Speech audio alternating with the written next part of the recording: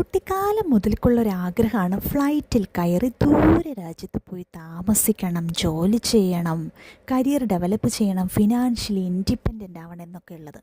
പിന്നീട് കുറച്ച് മുതിർന്നപ്പോൾ അത് കുറച്ചുകൂടി തീവ്രമായി, അതിനു വേണ്ടിയുള്ള ശ്രമങ്ങളുമായി. അങ്ങനെ ഒരുപാട് ട്രയൽ ആൻഡ് എറർ മെത്തേഡിലൂടെ, അതിലുപരി അനവധി സ്ട്രഗിളിങ്സിലൂടെ ഈശ്വരാനുഗ്രഹത്താൽ ഇഷ്ടപ്പെട്ട ഡെസ്റ്റിനേഷനിലെത്തി നിൽക്കുന്നു. അതങ്ങനെ നമ്മളൊരു കാര്യം ആഗ്രഹിച്ചാൽ മുകളിലുള്ളവൻ ഒരിക്കലും നോ പറയില്ല.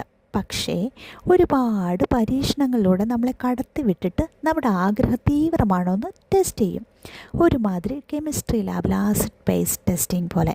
അറ്റ് ലാസ്റ്റ് ഈ ഭൂമിക്ക് പോലും എന്നെ കൊണ്ടൊരു ഉപകാരമില്ലല്ലോ എന്ന് ചിന്തിച്ചിരിക്കുമ്പോഴായിരിക്കും ഒരു മിന്നാമിന്നി വെട്ടം പോലെ ഓരോ പഴുതുകൾ നമ്മുടെ മുന്നിലേക്ക് ഇങ്ങനെ എറിഞ്ഞു തരുന്നത്.